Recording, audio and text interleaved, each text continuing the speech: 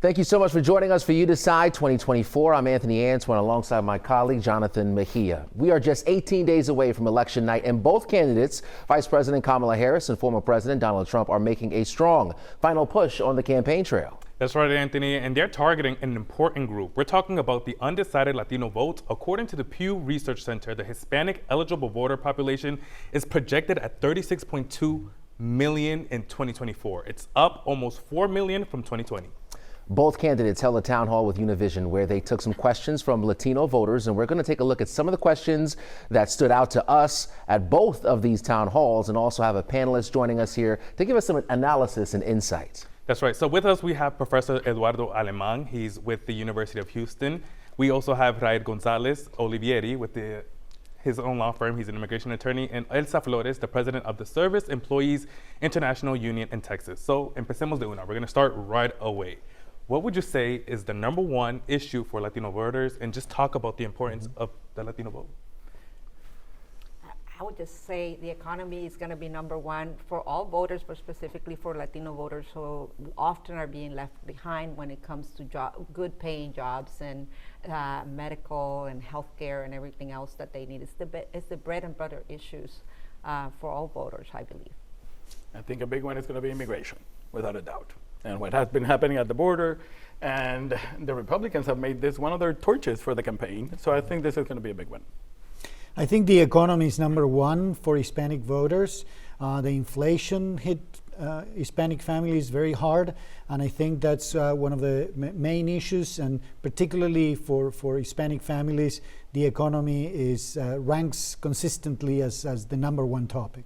Yeah. And you know, there's some intersection with some of that when you talk about the economy, but also immigration. At this town hall with Univision, we actually had someone that stood up. His name was George, and he asked the former president specifically about this mass deportation effort here. The president has stood on as a former president has stood on as a platform, and he talked about, he's a farmer, George, and he asked the former president about replacing the labor of such deportation targets who are key in the fruit and vegetable industry. Right? That I've seen some reports where that number is north of 40% of those workers being undocumented. So talk about the importance of that issue there, mass deportation, and also the economy.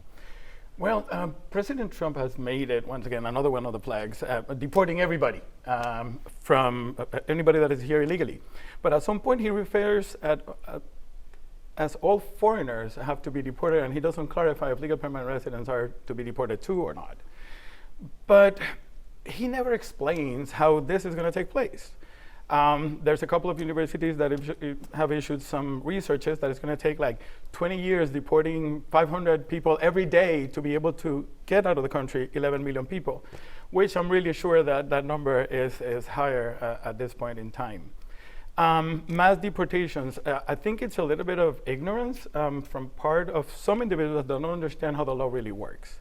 The Immigration and Nationality Act provides a process to deport anyone. And you cannot just go and say, okay, I'm going to deport all the illegal aliens here. There's due process, there's relief, forms of relief that Congress created are in the law that protect these individuals, and they can be, if you arrest an illegal alien, they have a right to a bond, and they have a right to have their case heard before an immigration judge who ultimately decides that. And as you already know, there's a backlog in the immigration courts of approximately 2 million cases. I am getting hearings right now for 2027. In New York City, some of the attorneys are getting them for 2029 and 2030. So how is it that we're going to get all these people to be deported in 4 years? I don't see that happening, and I don't see where the money to do this is going to come from. So I would add one thing to what you just said. Obviously, we have a broken immigration system. I would also say, unfortunately, Trump does not distinguish between legal or illegal. To him, every immigrant should be deported, and it's illegal. To talk about the farmer who asked the question, I would say we have immigrants here now that are doing every other job. It's not just farming, it is home care workers, it's healthcare workers, janitors who are keeping buildings clean and safe during the pandemic, first responders, right, police officers. We have immigrants in almost every fabric of this country, and they are a big economic engine in this country, and I think it's a disservice from Trump to try to act like they don't bring value to this country. They have for generations, right? We're not the first immigrants in this country. So I think I would say that about what he just said, and what I like about what Vice President Kamala is talking about is she is trying to figure out how do we fix this broken immigration system. They have put forth a plan to try to deal with the issue, but unfortunately Republicans, directed by the president, voted that down because they still needed to keep this community, the immigrant community, as the villains in their quote unquote campaign. So to continue to be divisive, to continue to say lies and disregard and push aside all the things that immigrants actually do to improve the lives of everyone in this country. I think there was a there was a missed opportunity for Trump there.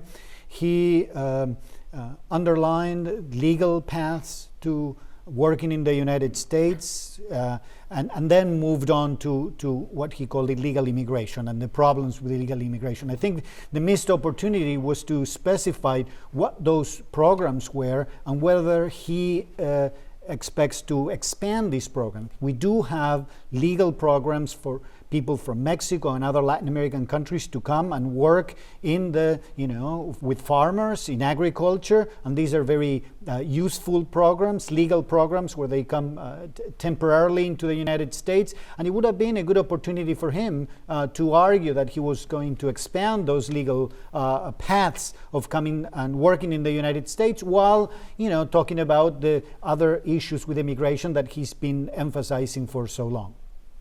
That's a good point.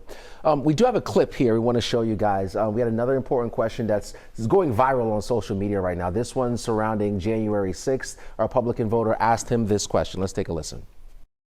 But that was a day of love from the standpoint of the millions. It's like hundreds of thousands. It could have been the largest group I've ever spoken before. They asked me to speak. I went and I spoke, and I used the term peacefully and patriotically. Yeah, so this voter raised some concerns about January 6th, and he said, I'm a Republican, and I'm giving you a chance to win my vote back. What do you guys think about that response, and how does that response resonate in the Latino community specifically? Well, I would start by saying not very well. It was clearly not a day of love. I think all of us saw on television the images of violence, the images of people attacking very violently peace officers, police officers, others guarding the Capitol. So I think it's problematic, to say the least, to call January 6th a day of love. And I think, on the other hand, I wasn't too surprised about Trump's question, given that this question has been asked several times before, and he always responds in a similar way. There's no remorse about his actions on that day. He fights back. I would say that in this town hall, he was relatively restrained and he was polite. In other interviews where he was asked this question, he was much more aggressive. So there was a difference in tone, but I think he keeps repeating an image of that day that is not the image that most Americans have. Look, I saw the clip, and I think if what he was trying to do is gain that person's vote back, I don't think that happened, right? He seems to live in a different world than everybody else, because everyone that lived through that day knows and understands that was not a peace and loving event. People got hurt, people died as a result of it. But again, not surprising, especially since he continues to say that he did not lose the election. He continues to say that this is a peaceful event. And honestly, every time he opens his mouth, he just keeps saying lies and things that I don't know how he could believe in himself, but unfortunately it's what he believes. But I don't think it changed anybody's mind to come back to his party once they left. He said a couple other things when he was addressed with that question. You could see the face of an individual that asked the question too, that he kind of evaded it. But when he started talking about a love fest, when there was approximately 140 attacks upon policemen, 10 people died, there was destruction of property. We all saw it on TV. We have all seen these reports. And to call that a love fest, I think was irresponsible, and I think that everybody took note of his response on this one. And we know another big moment that went viral after the town hall was Kamala Harris. She was asked by this woman who had her mother die. She didn't have healthcare, didn't have access to healthcare, and that went viral on social media. So let's take a look at Kamala Harris's response. Part of the problem is that we do have a broken immigration system, including it being the case that even though when we were elected in 2020, and the first bill we offered Congress, before we did the bipartisan infrastructure bill, before we did the work on gun safety, before we did the work on investing in chips and science, the first bill we offered within hours of taking the oath was a bill to fix the immigration system, including creating a comprehensive, earned pathway to citizenship for hardworking people.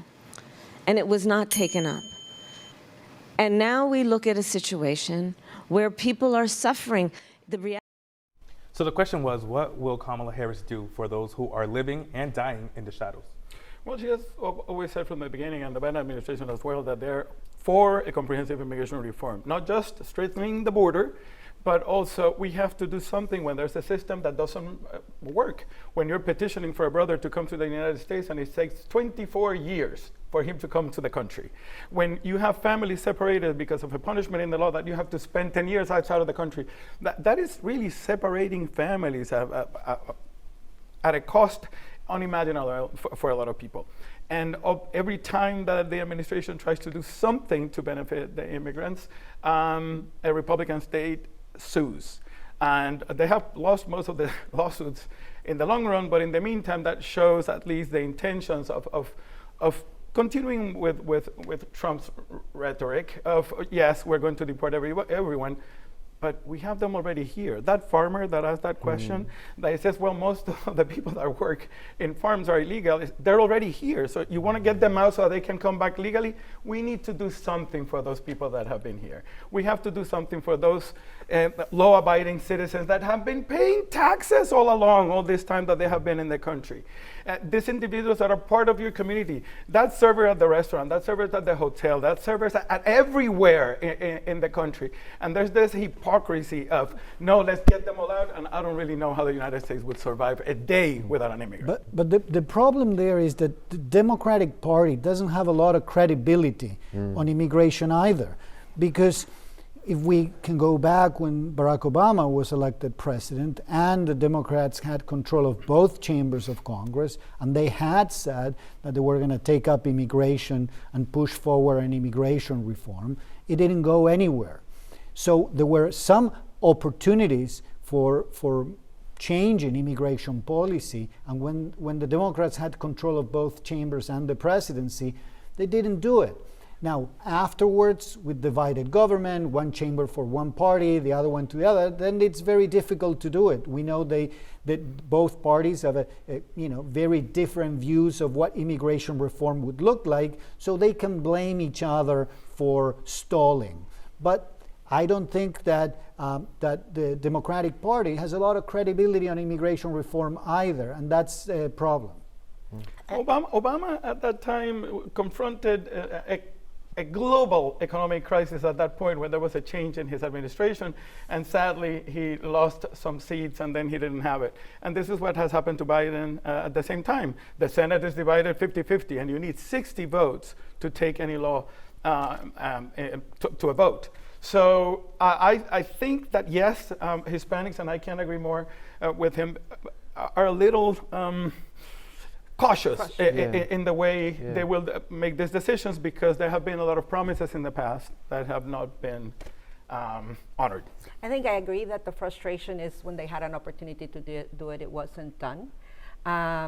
I think that there's always decisions that have to be made about priorities. We just heard somebody who talked about healthcare and not having access to healthcare. It's unfortunate because access to healthcare is key. I think President Obama at that time made a decision that getting healthcare done was crucial at that time, and something that they had been trying to do for a very long time. And I would say that bottom line at the end of the day is elections have consequences.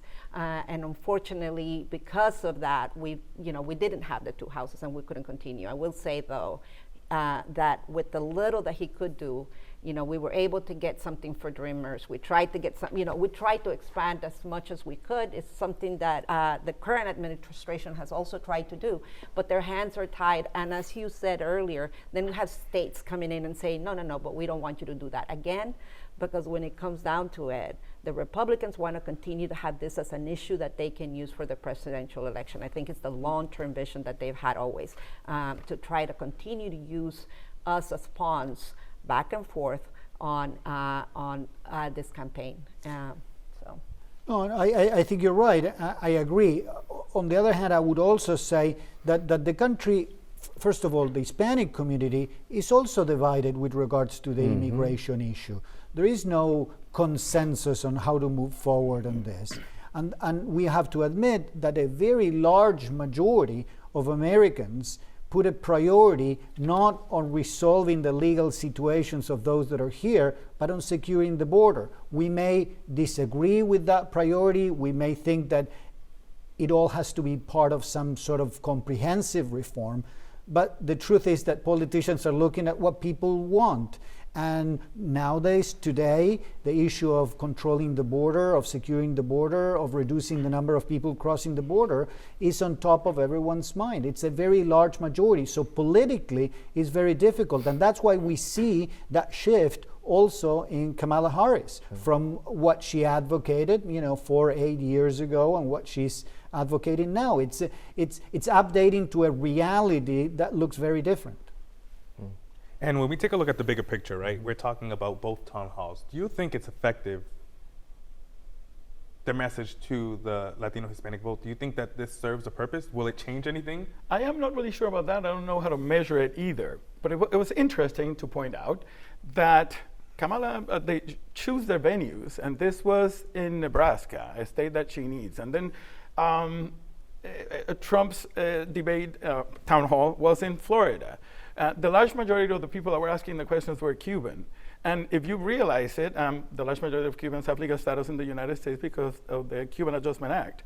So it is completely different what a Hispanic family that is legally in the United States will have an opinion regarding a candidate versus a mixed family where you have your spouse is an illegal alien or one of your children from a previous marriage came into the country and is illegal. And I think it's going to be completely different and the perceptions are going to be different depending on where they are. So there cannot be a consensus of all Hispanics because, for example, I'm Puerto Rican, I'm a U.S. citizen, and I don't think the same way that a Hispanic from Arizona or from New Mexico closer to the border. So I'm not sure how we're going to measure that. I think it's what I like about them coming is, one, understanding that our vote is important, right? That's one they thing. have to do that even earlier than what they've done before. And I also think it's important to speak to us about the issues that are important to us. It's not just immigration. Immigration is important. Obviously, we all have family members who may be having some sort of issue with the immigration process at this point, or may want to bring somebody else. That's important. But bottom line, and I talk to many working families here who are mixed status. We represent many of those workers, and I will tell you, bottom line for them is they're worried about how they're going to pay their rent. They're worried about how do they get access to that American dream. Let's face it, nobody leaves their country just because they want to leave the country. They want to come and see what that American dream is like. They want that picket fence and the beautiful house and the ability to have health care for their family and take care of their families. And I would say that Vice President Kamala Harris is talking to them about that. Is talking about how she's going to create a program so people have access to be able to buy their first home. She's talking about raising the minimum wage for everybody. She's actually done it at the federal level. And so I think that's key, and that's important that she continues to speak to that. She's talking about women's rights. I mean, for me, my daughters, and everybody else that's coming in, that's huge, right? And I think that, she needs to continue to bring that to our communities, speak about it, and not assume that the only thing that we're going to care about is immigration. It is important, don't get me wrong, but we want to be able to take care of our families here in this country as well. Yeah, I think these forums are very important, and they reflect the importance of the Hispanic vote in 2024, and it'll just increase in importance in the following elections. But the second point, I think, why these town halls are so important is because this election is tied.